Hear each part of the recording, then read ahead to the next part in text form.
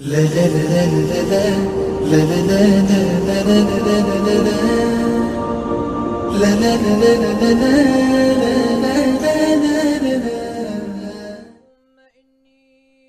بالله السميع العليم من الشيطان الرجيم بسم الله الرحمن الرحيم الحمد لله رب العالمين والصلاة والسلام على سيدنا ونبينا بالقاسم محمد صلى الله عليه وعلى آبائه الطيبين وآله الطاهرين المعصومين الهداة المكرمين الذين أذهب الله عنهم الرجس وطهرهم تطهيرا اما بعد۔ دعائے ابو حمزہ صومالی کے جاری سلسلہ بیان میں جن مطالب کو اب تک ہم پیش کر چکے ہیں اسی کے تسلسل میں جب ہم آگے چلتے ہیں تو دعا کی وہ روح حقیقی ہمارے سامنے آتی ہے کہ ہم اللہ سے جب دعا مانگتے ہیں تو ہمارا اور اللہ کا آپس میں رابطہ کن معارف کی بنیاد پر قائم ہوتا ہے۔ ہم لوگ جتنا بھی اپنی قدرت وجودی کے ساتھ، اپنی قوت وجودی کے ساتھ اپنے مطالب کو بیان کریں لیکن وہ پھر بھی ناقص رہیں گے جب تک ہم اس کی ان کرم نوازیوں کو یاد نہ کریں، جب تک ہم اس کی ان عنایات کو یاد نہ کریں کہ جو اس نے ہم پر اس طرح سے عطا ہمیں فرمائی ہیں کہ ہماری ہر ایک حاجت کا گویا ایسا معلوم ہوتا ہے کہ ہم یہی کچھ چاہتے تھے اور اسی سے مربوط وہ صفات کریمانہ الہی ہماری زبان پر آ جاتی ہیں۔ ظاہر ہے کہ دعا ایک حاجت مند، ایک محتاج شخص کی اس کی بارگاہ میں طلب اور سوال کا دوسرا نام ہے، تمنا اور خواہش کا دوسرا نام ہے، استدعا کا دوسرا نام ہے کہ جو بندہ مانگنے والا محتاج ہے وہ اپنی اس شے کو اپنی قوت فکر و وجود کے ساتھ حاصل نہیں کر سکتا، اس لیے وہ اس ذات سے طلب کرتا ہے، اس ذات کی بارگاہ میں دست نیاز دراز کرتا ہے کہ اے وہ ہستی کے جو سب کچھ عطا کرنے والی ہے، اے وہ ہستی کے جس کی عنایات کا ایک وسیع سمندر ہے کہ میری زندگی میں موجے مار رہا ہے، اور ہم لوگ صفات پروردگار کی حقیقتوں پر غور کریں، ہماری محدود فکریں اس کی انتہا تک پہنچ نہیں سکتی ہیں، ہم اس کی بسم اللہ الرحمن الرحیم۔ ہمارے سلسلہ بیان میں یہ مرحلہ ہماری اس دعائے ابو حمزہ صومالی کی تشریحات میں آتا ہے کہ جہاں پر دعا مانگنے والا بارگاہ الہی میں عرض کرتا ہے اے میرے پروردگار، معرفتی یا مولا یا دلیلی علیک، میں جتنی معرفت تیری بارگاہ میں مجھے حاصل ہے وہ میری راہنمائی کرتی ہے تیری ذات تک، وہ معرفت کہ جو مجھے تیرے بارے میں حاصل ہے وہی معرفت ہی میرا وسیلہ حقیقی ہے تیری ذات تک پہنچنے کے لیے، رہنما ہے تیری ذات تک پہنچنے کے لیے، اور یہ معرفت وہ ہے کہ جو اصل و اساس ہے، بنیاد ہے، جیسا کہ میں نے پہلے بیان میں عرض کیا کہ دعا در حقیقت ایک محتاج کی ایک بے نیاز سے طلب کا نام ہے، اور ظاہر ہے کہ جب تک اس بے نیاز ذات کی معرفت حاصل نہ ہوگی اس وقت تک یقیناً وہ طلب کا مرحلہ اپنی صحیح صورت گری نہیں کر پائے گا۔ طلب کا مرحلہ اسی وقت صورت گری پر پائے گا جب اس ذات کی معرفت حاصل ہو، اور جتنی معرفت حاصل ہوگی اتنی ہی رہنمائی ملے گی۔ اور ظاہر ہے کہ ہم جتنی کوشش کریں اپنی قوت فکری اور قدرت ذہنی کو استعمال میں لائیں، ہم اللہ کی معرفت کے کمال تک پہنچ نہیں سکتے ہیں، ہم اس کی ذات کا کامل ادراک کر ہی نہیں سکتے ہیں۔ مولا کائنات نے اسی لیے تو فرمایا تھا لا یدرکہ بعد الہمم ولا ینالہ غوث الفتن۔ کتنی کوئی ادراکی قوتیں استعمال کرے، کتنا کوئی اپنے فہم کو استعمال میں لائے، مگر اس کی ذات اس سے بھی مافوق ہے،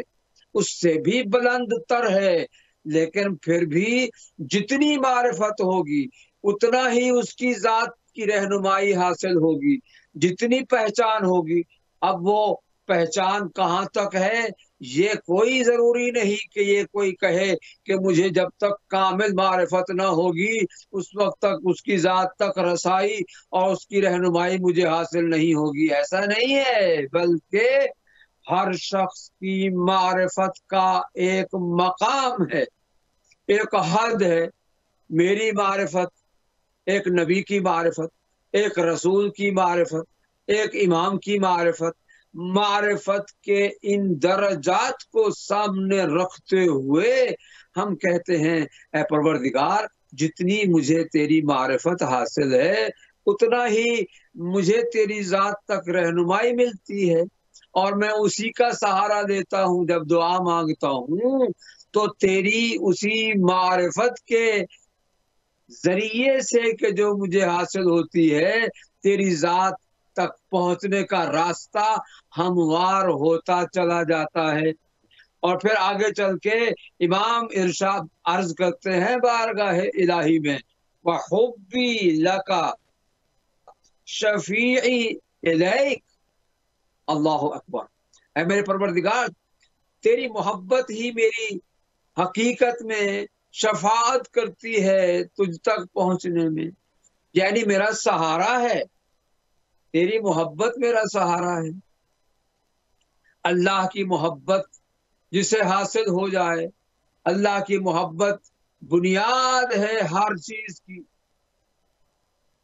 اور یہ ایک حقیقت ہے کہ جتنی معرفت ہوگی اتنی محبت ہوگی۔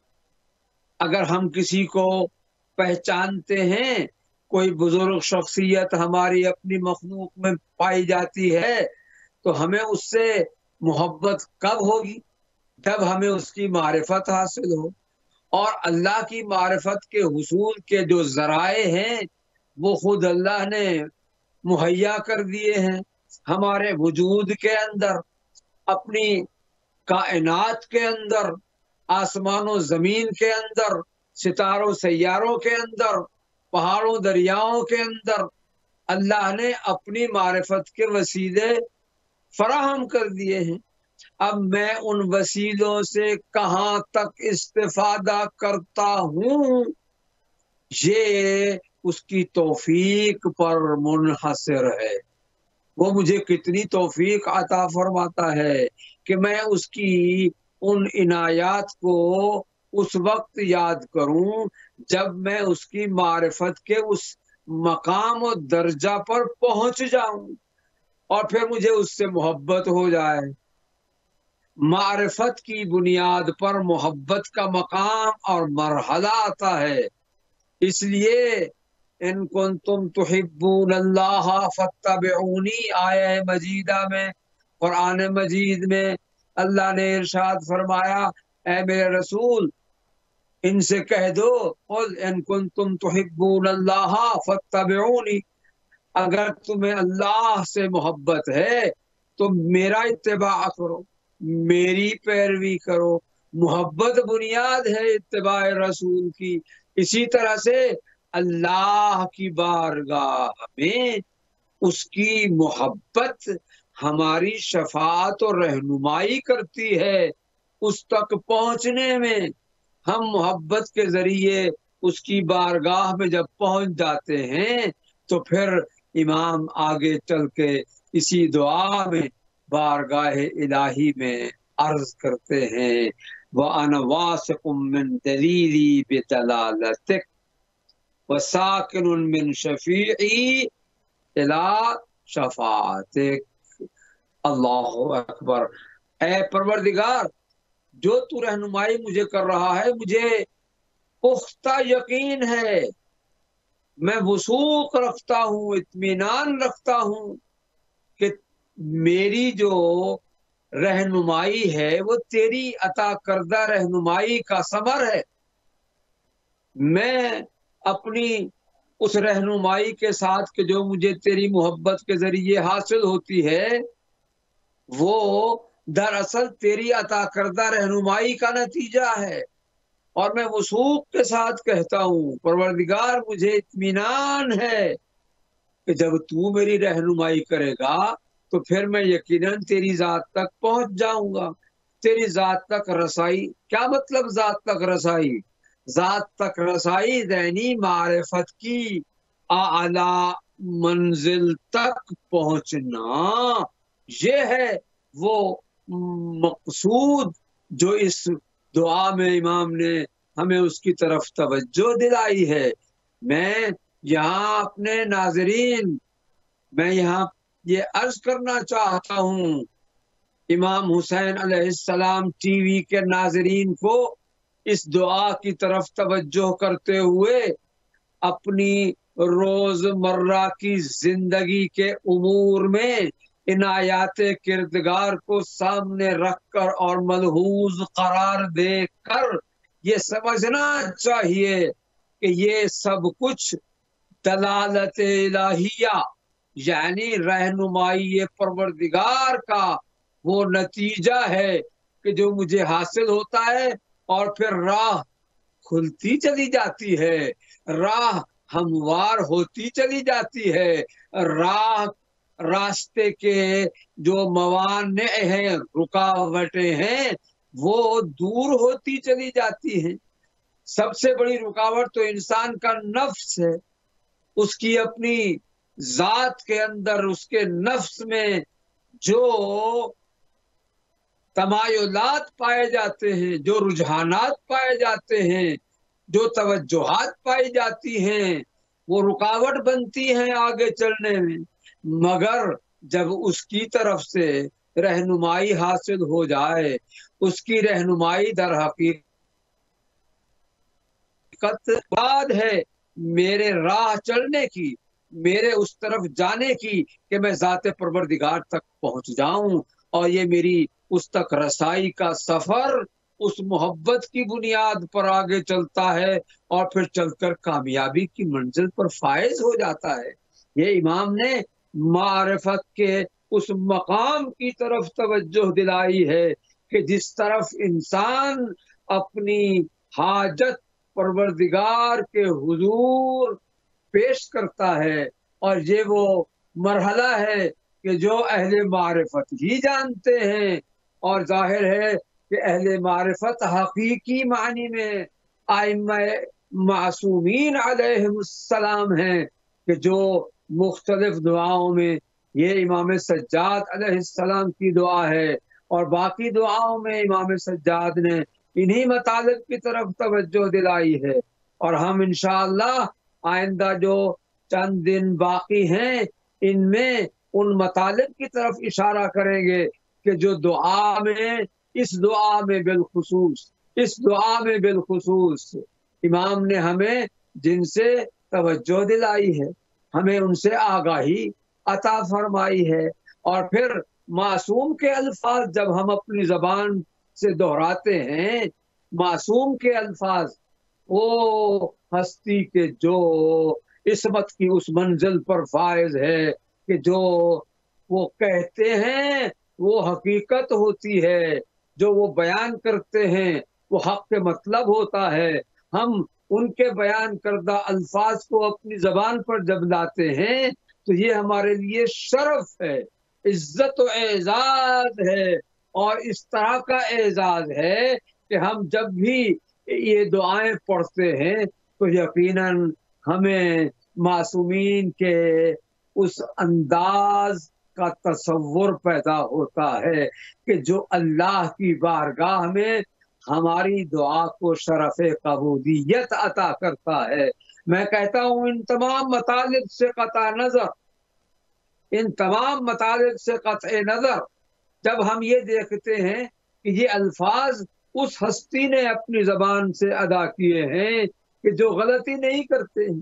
جن کے بیان میں کبھی کوئی غلطی نہیں ہوتی ہے، انہوں نے یہ بیان کیا ہے، انہوں نے اپنی زبان عصمت شعار سے ان الفاظ کو ہم تک پہنچایا ہے، اور ہم انہی کو نقل کرتے ہیں، انہی کو دہراتے ہیں، اور اسی کے ذریعے سے ہم اپنی دعا کی قبولیت کی امید نہیں بلکہ یقین پیدا کرتے ہیں۔ میں ہمیشہ اس بات کو دہرایا کرتا ہوں کہ ہمیں جب خدا سے دعا مانگتے ہیں تو